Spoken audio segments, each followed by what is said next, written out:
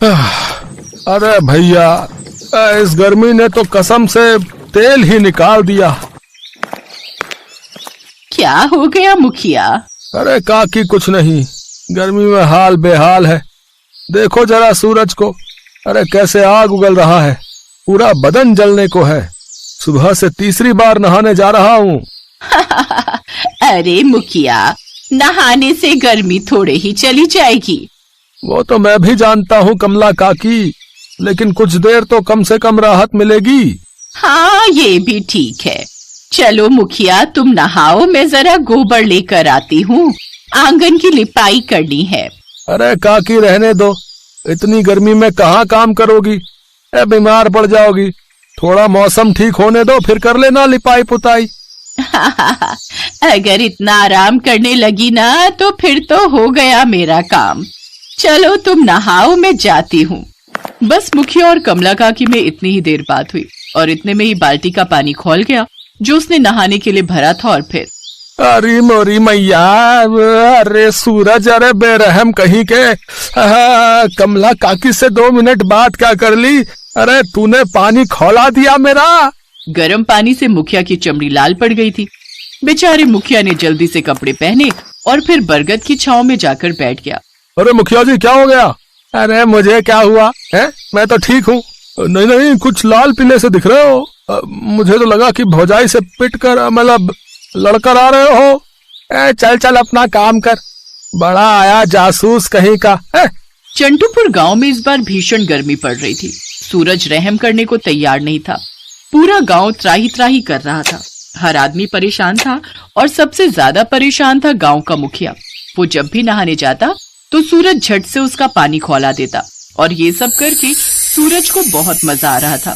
देख रहे हो चंदा, मुझसे बलशाली कोई नहीं। कैसे मेरे तेज के सामने ये चंटूपुर गांव के लोग पानी मांग रहे हैं। सूरज भैया बस करो, अब बहुत हो गया। थोड़ा तो रहम करो इन बेचारों पर। उस मुखिया को देखो, बेचारा नहा ही नहीं पा रहा है। आप हर बार उसका पानी खौला देते हो और हर बार उसके बदन के सारे बाल जल जाते हैं। ना ना चंदा, इन गांव वालों को तो मैं सबक सिखा कर रहूंगा। जब भी सर्दी आती है तो ये मेरी आंखों में आंखें डालकर बात करते हैं, लेकिन आज देखो, किसी में हिम्मत नहीं कि कोई मेरी तरफ नजर भी उठा सके। पर अब जाने भी दो भैया, इतना घमंड ठीक नहीं। तू चुप कर, तुझे क्यों इतनी चिंता हो रही है इनकी? इनको तो मैं बताऊंगा मुझसे पंगा लेने की इनकी हिम्मत भी कैसे हुई। अरे क्या पंगा लिया है सूरज भैया, खामखा आप ही गुस्से में खुद भी जल रहे हो और इन बेचारों का भी भरता बना रहे हो। हाँ हाँ ठीक है, चल अब मैं थक गया हूं तो सोने जा रहा हूं। तू ही देख अभिनय, सुबह आते ही फिर से आग लगा दूंगा, आग। सूरज पता नहीं किस बदले की आग में जल रहा था। उधर गर्मी से गांव वालों का बुरा हाल था, लेकिन समय हमेशा एक जैसा नहीं रहता। गर्मियां चली गईं और सर्दियां आ गईं। तब जाकर गांव वालों ने राहत की सांस ली। फिर एक दिन मुखिया ने जब नहाने के लिए नल से पानी निकाला तो वो बहुत ही ठंडा था।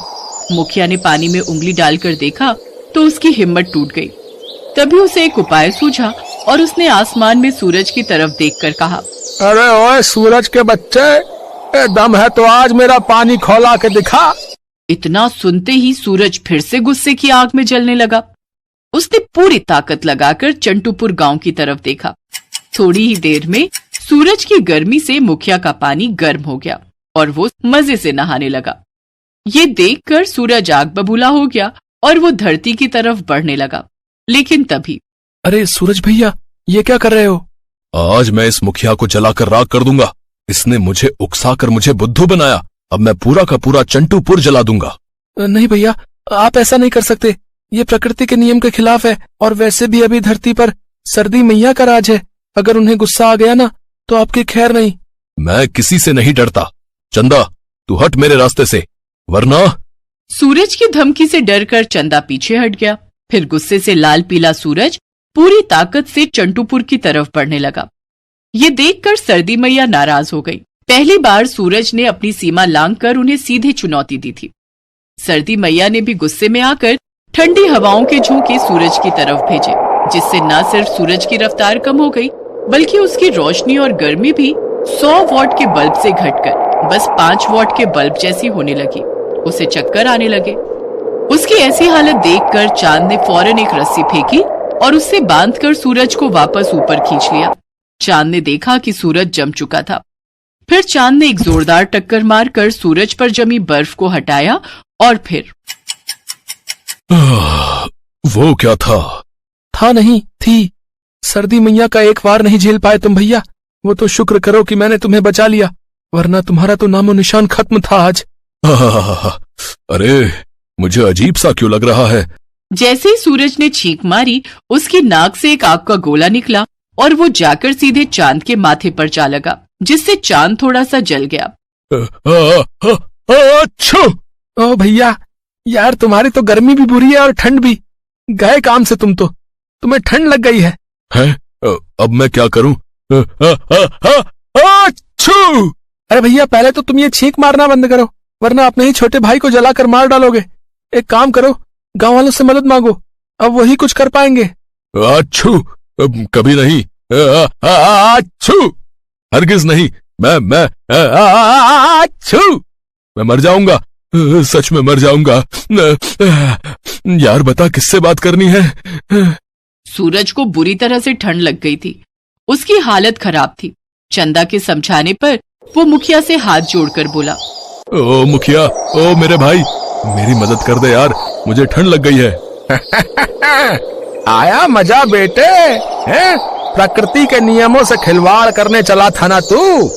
हमारे गांव को जलाने चला था। गलती हो गई भाई। अच्छू! अरे माफ कर दे। जैसे ही सूरज ने मुखिया की तरफ छींका तो फिर से एक आग का गोला निकला और मुखिया ने कूदकर अपनी जान बचाई। ओए पागल, ओए अभी जला देता मुझे। तो भाई तेरी हालत तो बहुत ही खराब है, और रुक मैं कुछ करता हूँ, पर तू यहाँ देख कर मत सीख भाई। मुखिया ने सारी बात जाकर कमला काकी को बताई। फिर कमला ने झट से ढेर सारा काढ़ा बनाकर एक बड़े से बर्तन में मुखिया को दे दिया और एक लंबा खोखला बांस भी दिया। और फिर सूरज, अबे कहाँ गया? यही हूँ, बादल ओढ़ कर बैठा हूँ, ठंड लग रही है। अच्छू! ये लो बांस पकड़ो, और इस बर्तन में जितना काढ़ा है उसे सोलख लो फटाफट। हाँ, देखना सुबह तक आराम आ जाएगा, भगवान सब ठीक करेंगे। शुक्रिया मुखिया भाई। अच्छू! छींक आते ही फिर से आग का गोला निकला और वो मुखिया के बिल्कुल पास आकर गिरा। मुखिया दूसरी बार मरते मरते बचा था। हे भगवान, तेरा बेड़ा गर्क हो।